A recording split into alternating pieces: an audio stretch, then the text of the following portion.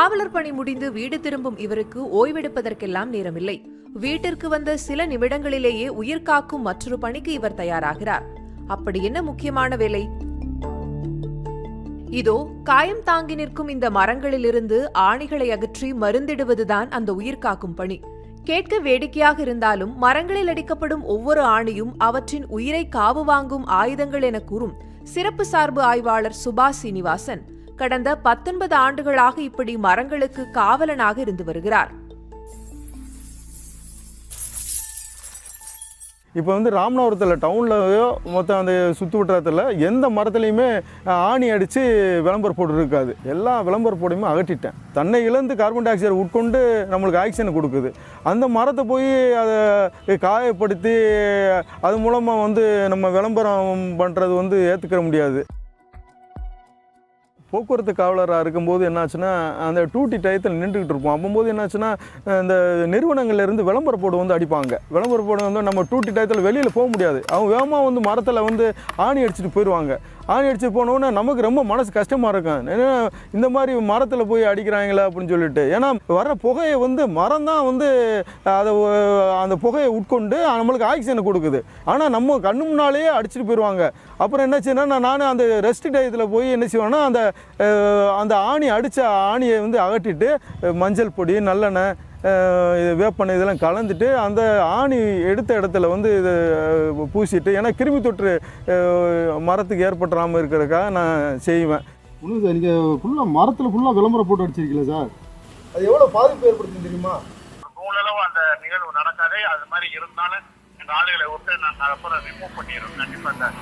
தாய் கூட நம்மளை 10 மாதம் தான் சுமப்பான். ஆனால் நம்ம சாவு தொட்டிக்கும் நமக்கு உயிர் காற்றை கொடுத்து நம்ம மரம் நம்மளை பாதுகாக்குது. அதனால் நம்ம மரத்துக்கு ரொம்ப முக்கியத்துவம் கொடுக்கணும். மரம் இல்லைன்னா நம்மளால் உயிர் வாழவே முடியாது. மனிதனின் உள்ளுறுப்புகளை எப்படி தோல் காக்கிறதோ அப்படித்தான் மரங்களையும் அதன் பட்டைகள் காத்து வருகின்றன. ஆனால் அந்த பட்டைகளில் இதுபோன்ற விளம்பர பலகைகள் அடிப்பதால் அதன் நுண்திசுக்கள் பாதிக்கப்பட்டு நாளடைவில் மரம் பட்டுப்போய்விடும் என்கிறார் ராமநாதபுரம் மாவட்ட வன அலுவலர் ஏமலதா. மரங்களில் ஆணி அடிக்கிறதுனால முதல்ல அதோடைய பார்க் பாதிக்கப்படும். ஸோ அதோடைய ஓட்டை ஆகுது. ஸோ அதனால இன்ஃபெக்ஷன்ஸ் எல்லாம் ரொம்ப ஈஸியாக வரும். நோய்கள்னால பாதிக்கப்படுறது அதெல்லாம் ரொம்ப அதிகமாகும். மழை காலங்களில் அதில் ஃபங்கஸ் வர்றதுக்கு அதுக்கான வாய்ப்புகள்லாம் ரொம்ப அதிகமாகும். சுபாஷ் செய்கிறது மாதிரியான செயல்கள் எல்லாருமே செய்யணும். ஏன்னா கான்ஸ்டியூஷனில் நேச்சர் ப்ரொடெக்டிங் த நேச்சர் எல்லாமே எல்லாருடைய சிட்டிசனோட டியூட்டியும் தான். அதுவும் இல்லாமல் இது இப்போ அது ஃபாரஸ்ட் டிபார்ட்மெண்ட்டோட ரெஸ்பான்சிபிலிட்டி மட்டும் இல்லை. சுபாஷ் மாதிரியே ஒவ்வொரு சிட்டிசனுமே அதை அதை முன்னெடுத்தால் தான் இந்த மாதிரி அர்பன் ஸ்பேசஸில் இருக்கிற ட்ரீஸை பாதுகாக்கிறது ரொம்ப ரொம்ப அவசியம். இது மட்டுமல்ல, ராமநாதபுரம் மாவட்டம் ஆட்சியர் அலுவலகம் அருகே சேதுபதி நகர் செல்லும் வழியில் பல ஆண்டுகளாக குளத்தை சூழ்ந்திருந்த சீமைக்கருவேல மரங்களை தனி ஒருவராக வெட்டி அகற்றி அந்த இடத்தில் மரக்கன்றுகளை நட்டு சிறிய பூங்காவாகவும் மாற்றியுள்ளார். நான் உட்கார்ந்துருக்கிறது சேதுபதி நகர் குளம். இந்த குளம் கடந்த ஒரு 5 வருடத்துக்கு முன்னாடி நீங்கள் உள்ளே என்ட்ராக முடியாது. அந்த அளவுக்கு சுற்றி கருவேல மரங்களும் குப்பையில் நிறைஞ்ச பகுதியாக இருந்தது. அப்போ நம்ம ஏன் இந்த கருவேல் மரத்தை வெட்டிட்டு மரக்கன்று நட்டு நம்ம அது மூலமாக எல்லாருக்குமே கொஞ்சம் நல்லது பண்ணலாமே. இந்த குளத்தை மீட்டோன்னா நிலத்தடி நீர் மட்டம் உயரும், இங்கே சுற்றி உள்ள பொதுமக்கள்லாம் பயன்படும் சொல்லிட்டு தினமும் என்ன செய்யணும், நான் என்ன செய்வேன்னா என்னோடய ஓய்வு நேரத்தில் 2 தூராக கருவேல் மரத்தை வெட்டிட்டு பொதுமக்கள் உதவியோட ஃபென்சிங் பண்ணி இப்போ கண்டு வளர்த்து இப்போ கொஞ்சம் மரமாக இருக்குது.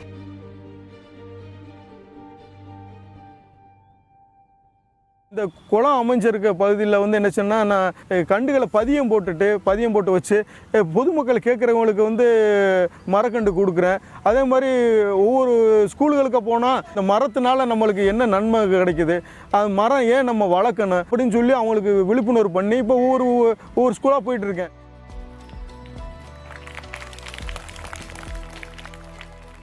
குறிப்பாக என்னோடய வேலைம்போது நான் வெளியூர்களுக்கு போனால் இப்போ சென்னை, திருச்சி, மதுரை இதெல்லாம் போகும்போது நான் என்ன செய்வேன்னா எனக்கு டைம் கிடைக்கும் போது அங்கேயும் நான் இதே மாதிரி டூல்ஸ் எல்லாம் கொண்டு போயிடுவேன். நான் ஆணி எடுக்கிறது எல்லாம் எடுத்து கொண்டு போயிடுவேன். அதோட என்ன செய்வேன்னா நான் வந்து பிட் நோட்டீஸ் மாதிரி கொடுப்பேன். அதே மாதிரி இந்த மெகா ஃபோன் வச்சு அது மாதிரி பிரச்சாரம்லாம் பண்ணுவேன் நான். அதனால் நம்ம மரத்துக்கு வந்து ரொம்ப முக்கியத்துவம் கொடுக்கணும். குறிப்பாக ஒரு 5 நிமிஷம் கூட நீ வந்து சுவாசிக்காமல் இருக்க முடியாது. அப்போ நம்ம ஆயுள் காலம் முழுவதும் நம்ம சுவாசிக்கணும்னா நம்ம மரத்தை வந்து ரொம்ப போட்டுடலையான்னு பரவாயில்ல, அதை காயப்படுத்தக்கூடாது.